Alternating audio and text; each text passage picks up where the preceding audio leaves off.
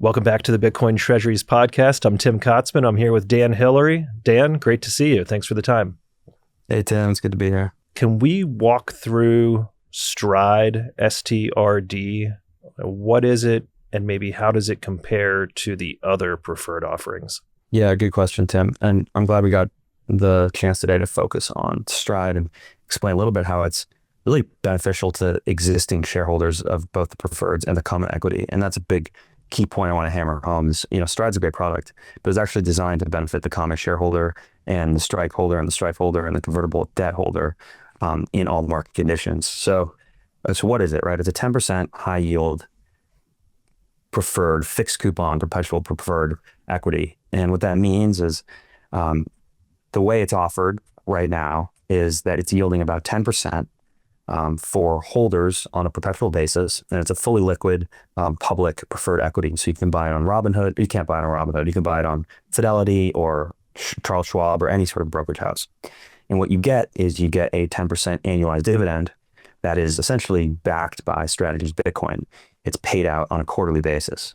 And this offering was originally about 250 million. So for reference, the other two Strike and Strive offerings were just shy of $1 billion each. And this are a little bit shy of $1 billion each. Now, STRD is different because of the way it's positioned in the capital stack. So you have to think about Strategy as this Bitcoin-backed thing. So there's a big Bitcoin rectangle is the way I visualize it that Strategy has. They have 580,000 Bitcoin. And while none of their debt is secured by their Bitcoin, it is collateralized by the Bitcoin. Essentially, when they issue a preferred or a convert, it's backed by the creditworthiness of their Bitcoin stack. And the positioning of STRD is really, really important. And it's what makes it valuable to common equity holders and Strike and Strive holders. So like, for example, the capital stack as it exists now, it is at senior of the convertible note holders. So if you buy one of Strategy's convertible note, you're highest in the capital stack, which means your principal will be paid out in the case of liquidation first before any other liability holder, Class A, Strike, Strive, you name it. Next in the capital stack is Strife, so STRF, which is very similar to STRD. Think of them as kind of a very similar instrument, but with different terms. And so Strife yields 10% as was offered, annualized perpetual dividend, and you are second only to the convertible note holders in the capital structure. So in the case of liquidation, you are paid out second, but prior to all the other holders. Now, what else is important about the clause is that it's a cumulative dividend, Strife, which means essentially if MSTR or Strategy misses a payment for Strife holders, the Strife holders then are owed that payment the next quarter with a small compounded fee. And that continues until 4 quarters of missed payments. And if there's 4 quarters of missed payments, the Strife holders can put 2 board members on Strategy's board, which will then step in and make sure those dividends get paid. So there's a lot of governance clauses surrounding payments to Strife. So it's an investment grade preferred equity. Below that, you have Strike, which has similar rules surrounding the dividend payments and the ability to convert into Class A shares.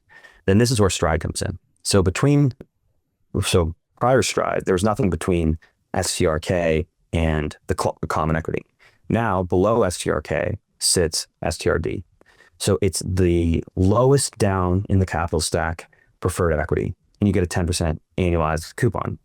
And what that does is it actually means that they can issue more STRD without harming the creditworthiness of STRD and Strife. So if they were to go out and issue $20 billion of Strife, right? Strife, again, their crown jewel, they like to call it. The Strife wouldn't be over collateralized by the Bitcoin in the same way it is now, because it's all the same priority in the capital stack. However, in this case, if they go out and issue a bunch of STRD, it actually increases the creditworthiness of STRF, which is higher in the capital stack and now lays claim to the STRD Bitcoin that was bought. And okay, so that sounds like hocus pocus. Like, what does that all mean? Essentially means the STRD is less secured by the Bitcoin, but still over collateralized, and so should yield a higher coupon for investors. But Strategy, when issuing STRD, takes on less risk because if they miss a dividend, these dividends are non-cumulative. So they don't owe the missed dividend to investors over a period of time. So again, it takes on less risk and increases still the leverage on the balance sheet for the common shareholders. So non-cumulative, am I understanding correctly that it means if they miss a payment, then that payment is no longer due, including any additional fee or interest or Exactly. however that would be? It's just like, oh, we missed it and you're never going to get it. Is that correct? Exactly. Okay. Exactly. And then the next quarter or whatever the time period is it quarter by quarter? Then the next quarter they can say, oh, okay, we're going to pay this one. Here you go. Exactly. Okay. And I think it's easy for people to extrapolate that, Tim, and be like, oh, well, they're just never going to pay the dividend. Well, that's not in their best interest. They want this to be a viable product. So if they just keep missing dividends, no one's going to actually buy the STRD product, which they do want to ATM into the market.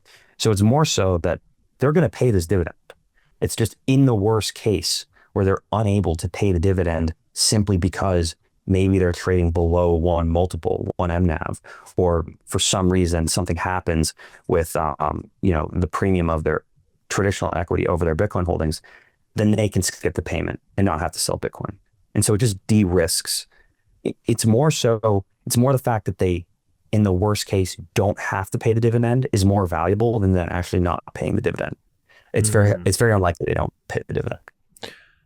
So one of the reasons why I wanted us to get together today was on an internal call recently. You were walking through some of this, and it was an aha moment for me.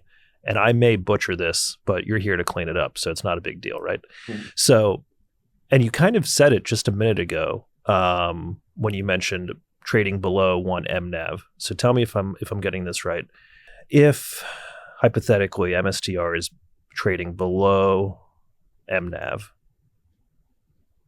and they hit the ATM on Stride, they could use those proceeds to buy back the MSTR common stock that would help get it back above mNAV, 1x mNAV. Is that correct? And can you kind of expand upon that as far as like, if shorts are just trying to hammer the stock or other dynamics in that situation? Yeah, that's really well said, Tim. And in theory, they could have done that with the strike, right? But think about it, like let's do a quick experiment. So let's say Bitcoin falls to 50,000 tomorrow and they're trading below one mNAV. Let's just say that happens, right? Mm-hmm. Right now, their leverage ratio, their debt to Bitcoin holdings is about 16%. Or it's higher, it's like 18%. So in the case of this occurring, right, their leverage ratio would go from 18% to about 36%, right? Because the value of their Bitcoin has now been cut in half. It's because Bitcoin's price went down. So now they're at 36% debt to equity ratio. And they don't want to go much past that because of the investment grade, or what they're trying to get, the investment grade rating of Strife and Strike. So if Strategy is trading below one mNAV and they want to go buy back their shares and they're at a 36% debt ratio, then doing so with Strife and Strike would be harmful for Strife and Strike themselves because they're increasing their debt to buy back their shares. With STRD, since the dividend's non-cumulative, you can take on a higher debt ratio. So just using this example, right? Bitcoin's now in half. They have 36% debt to equity ratio, and they have Stride as a tool. MSTR is trading below one mNAV, and they need to buy back that stock. And I'll explain in a second why that's valuable. They can now go from 36% debt to equity ratio up to 45 using STRD without jeopardizing the creditworthiness of STRF and STRK. And when they issue that STRD into the market, it gets bought up, it probably has a high yield, they use those proceeds to buy back MSTR. And the reason that's valuable is because if MSTR is trading at a discount to their Bitcoin holdings, then, so this is their Bitcoin holdings, MSTR is trading at a discount. If they go and buy back the MSTR stock, they're capturing that difference in Bitcoin gain for MSTR Class A shareholders, right? They're essentially buying $1 of Bitcoin for 80 cents. Let's say it's trading at a 0.8 mNAV, right? Mm-hmm. If they go and buy back their stock, by selling preferred shares. So the preferred shares represent a claim over their Bitcoin of like a 1-to-1, let's just say, for an easy number. So they're selling STRD, which is like selling Bitcoin for $1 and then buying back their stock for 80 cents. And that captures a Bitcoin gain.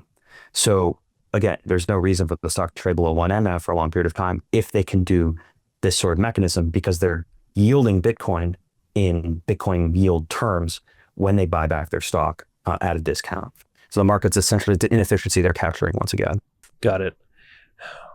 When you're talking about STRD and that specific leverage ratio, how do you think through what we need to do now? Or do we need to assign and think through different leverage ratios for each instrument, so to speak? Or and how does that affect the whole? I guess, how would you kind of analyze that? Yeah, good question.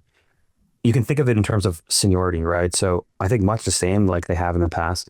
Strategists tried to maintain between a 20 and 30% debt ratio against their Bitcoin holdings. And historically, before the fall, before this winter, that was just the converts. They just tried to keep their convert ratio of outstanding convertible debt to their Bitcoin holdings about between 20 and 30%. Now they've included Strife and Strike, which are, again, are senior instruments in the capital stack. They don't want to jeopardize the creditworthiness of those instruments. And so therefore, they're trying to keep the convertible, Strife, Strike debt to be between 20 and 30% of the value of their Bitcoin holdings.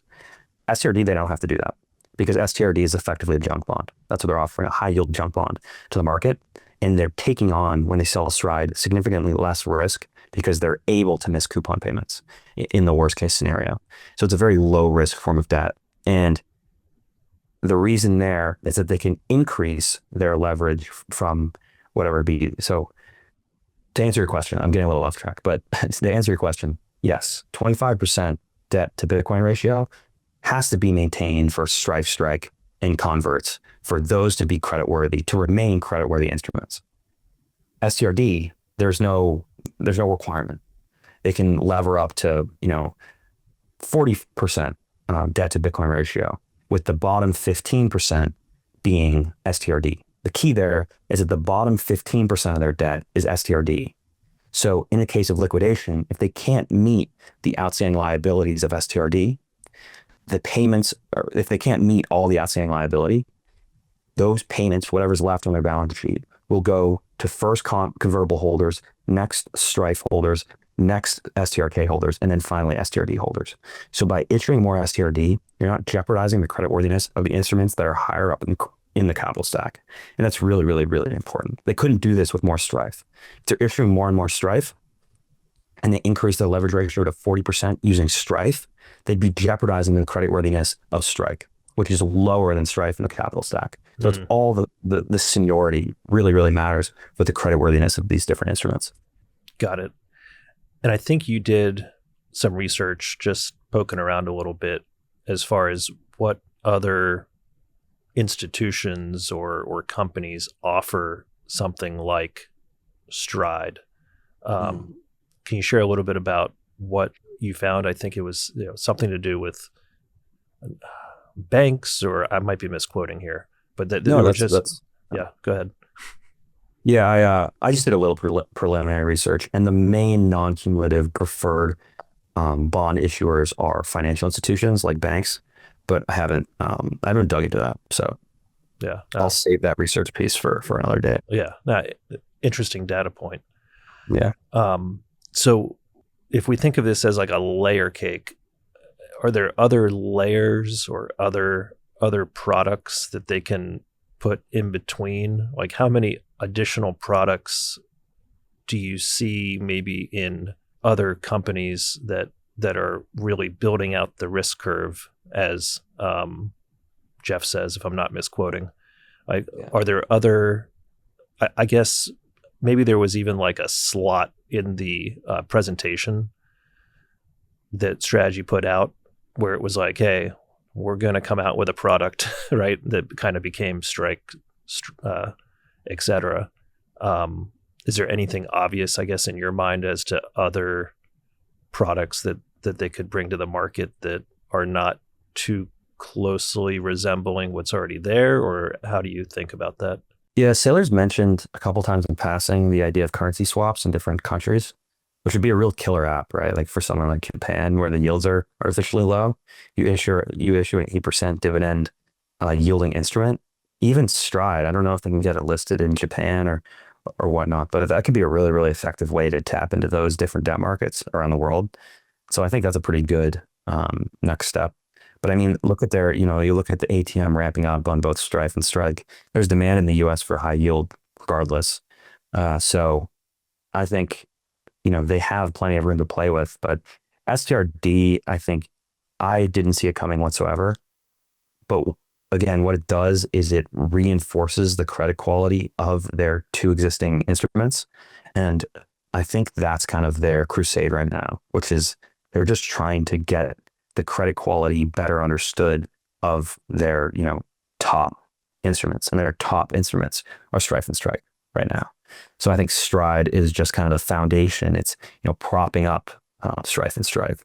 And so maybe they'll issue some sort of other instrument to do the same thing, or maybe they'll break into other markets, but it's hard for me to tell. It's hard for me to know. Sure. Can you walk us through on like a very basic level when you say currency swaps? Like, what does that mean? Does it basically mean they set up an instrument with an ATM in some other market like Japan and just kind of let it rip and then take those proceeds and buy Bitcoin, or Pretty much, like, is that okay? Exactly. It's like Strife in another currency. Okay. It's Strife, but it would be junior to Strife. They're going to want to keep the US dollar denominated essentially currency swap, USD Bitcoin, which is Strife. They're going to want to keep it senior, I think, just because, the US is the leading capital markets in the world. So I expect it to be junior to Strike, probably maybe senior to STRD, if they did, a yen Bitcoin currency swap. Got it. Bitcoin custody is evolving, and OnRamp leads this change with multi-institution custody, eliminating single points of failure. Instead of one institution or complex private keys, OnRamp secures your Bitcoin in a segregated, cold storage, multi-sig vault backed by 3 independent, institutional-grade custodians. No single custodian can move funds by themselves, providing an unprecedented level of security that traditional custody solutions simply can't match. Protected by a $100 million Lloyd's of London insurance policy, all transactions are fully auditable on-chain, never rehypothecated, and executed only at your explicit direction. This means complete transparency and control over your assets at all times. Beyond custody, OnRamp delivers comprehensive Bitcoin financial services, including lending, trading, inheritance planning, IRAs, and more. OnRamp functions as your private banking partner, coordinating key holder activity, removing technical burdens, and providing a personalized, trust-minimized experience tailored to your specific wealth preservation goals. Whether you're new to Bitcoin or an experienced holder, OnRamp's approach helps secure generational wealth with unmatched security and peace of mind. Visit onrampbitcoin.com today to learn more, sign up, or book a free consultation with their team of Bitcoin custody experts. Are you looking for comprehensive analytics on corporate Bitcoin adoption? Strategy Tracker delivers real-time insights into how companies are executing their Bitcoin strategies completely free. Monitor NAV premiums, cost basis performance, and track how corporate Bitcoin treasuries perform against the market. Upgrade to premium for just $3.99 a month and unlock exclusive benefits like detailed market rankings, real-time trading volume analysis, and advanced performance metrics for corporations embracing Bitcoin. Apply code KOTZ at checkout for 100% off your first month of premium. Strategy Tracker is your essential tool for measuring the effectiveness of corporate Bitcoin strategies. Visit strategytracker.com and gain the analytical edge in understanding the Bitcoin Treasury phenomenon. Join us at the Wynn in Las Vegas, February 23rd through the 26th, 2026 for Bitcoin for Corporations. Use code KOTZ when you grab your tickets at strategy.com, and we'll see you there. Any takeaways from the Vegas Bitcoin conference or any of the other Bitcoin Treasury companies or anything else in the news that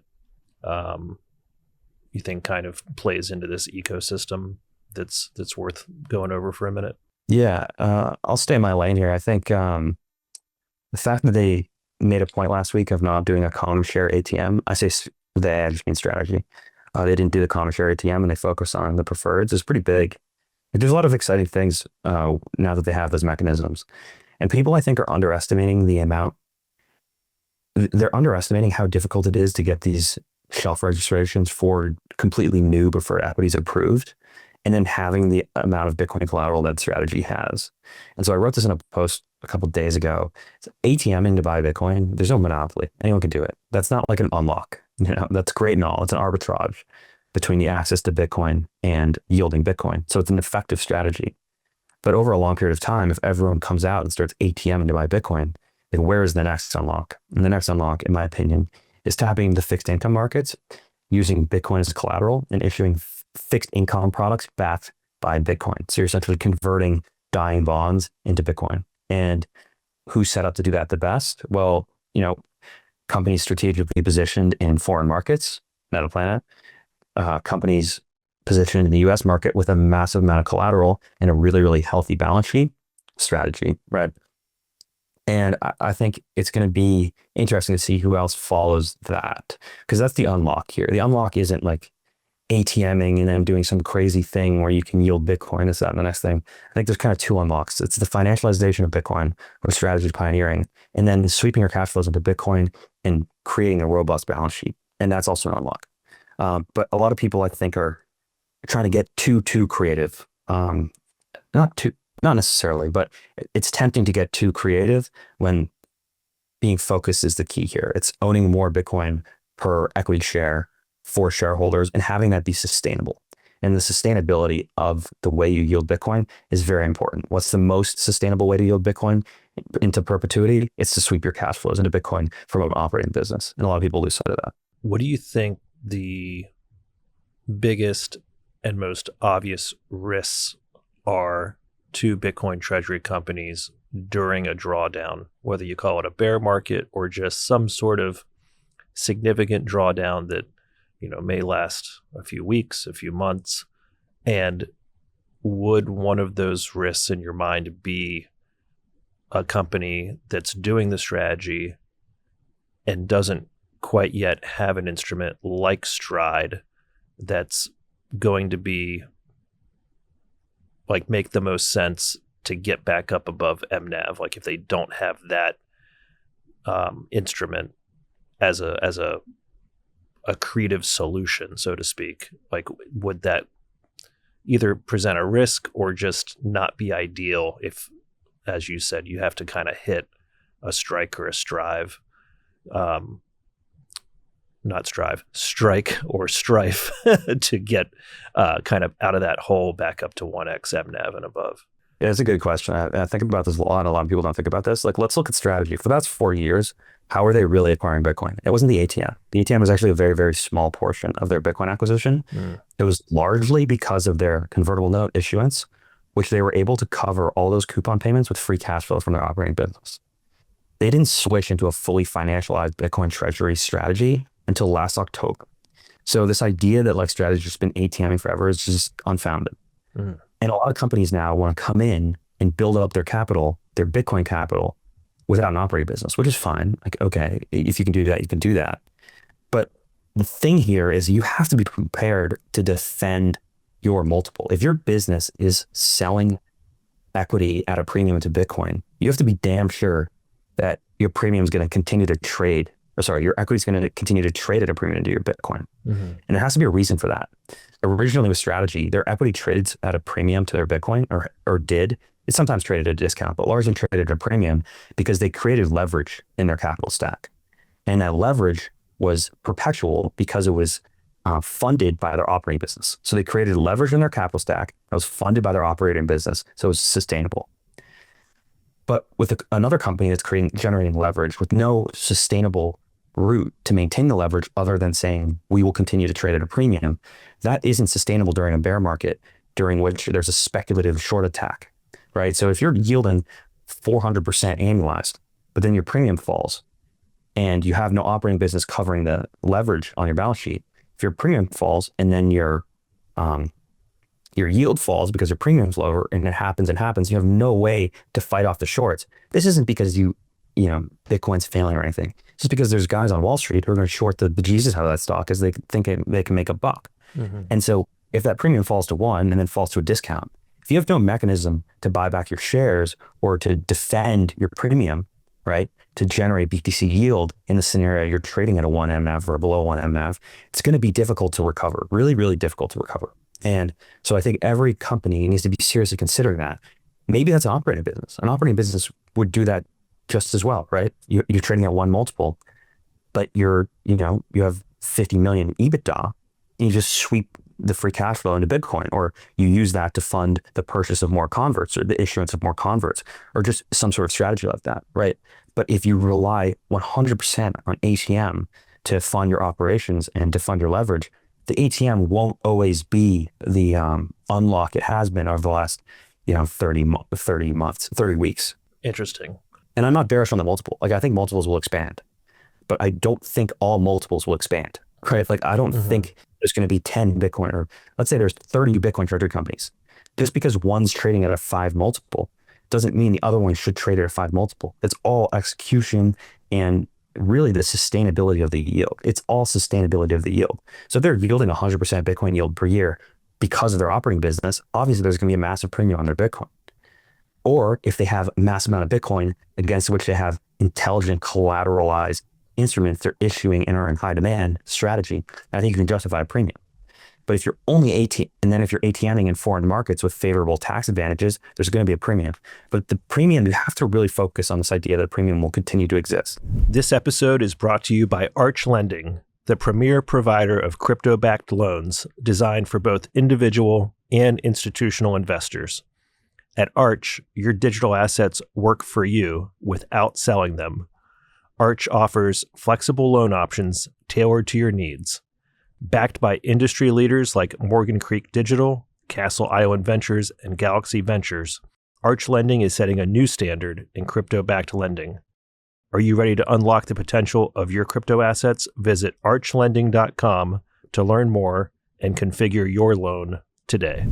Europe's richest Bitcoin heritage site. Prague. BTC Prague. The biggest Bitcoin conference on the continent. Join us June 19th through the 21st for Bitcoin Prague 2025. Use code KOTSMAN when you buy your ticket at btcprague.com. Hey guys, today's episode is brought to you by Stampseed. If you're in cold storage, you know how important it is to protect your seed phrase. That's why I recommend you head over to stampseed.com and check it out for yourself. This seed phrase storage device is one solid piece of titanium. There are no loose pieces, and you can hammer your seed phrase in letter by letter. When you go to stampseed.com, use promo code TIM15 for a 15% discount across the website. That's TIM15. Would the strategy of ATMing and just letting that cash fall into your balance sheet without buying Bitcoin be a reasonable strategy going into a Bitcoin price decline? Because you can't, well, I shouldn't say you can't. It may be challenging. Would you agree that it may be challenging to turn around and buy some sort of operating business to throw off cash flow fast enough for that to be a solution? So would it be reasonable to just ATM some cash onto your balance sheet to kind of weather the storm if you just start to see the price of Bitcoin just kind of plummeting, or any other ideas? I think you have to copy strategy exactly if you want to do what they're doing. If you want to be a fully pure financial play, you have to have all the levers that strategy now has employed in their capital stack. If you don't want to be a pure financial Bitcoin play, which I don't think the large majority will be, I think it's actually going to kind of centralize around one fixed income issuer backed by Bitcoin. So if you're looking for a Bitcoin bond, I think largest strategy is going to be who you default towards. But if you're an operating business, you don't have to worry about that, right? You've got cash flow coming in the door. If you trade at a discount, you buy back your shares and you're yielding Bitcoin. It's a win-win. If you trade at a premium, you're selling shares, you're yielding Bitcoin. It's a win. So I think having that cash business, that operating business, it just reduces the headache. If you have a decent, strong cash business and you can manage your leverage ratio, which is really, really important. You manage your leverage ratio, your fixed income, your converts aren't secured, you're totally good. But then if you go the pure financialization route, you have to have a STRD equivalent to defend your premium. You have to. Okay. So would it be fair to say you either need to have an operating business throwing off cash flow to support your strategy, or you need to have a STRD type product at the point that you don't have an operating, at the point at which your operating company maybe could not comfortably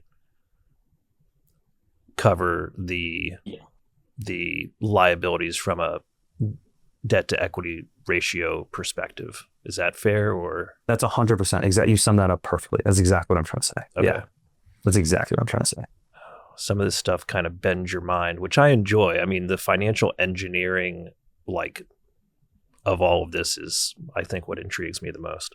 Yeah, and I think when you reach that critical, like you said, if the operating business becomes insignificant relative to the size of your Bitcoin holdings, then you can effectively write off the operating bit. Like the operating business no longer matters.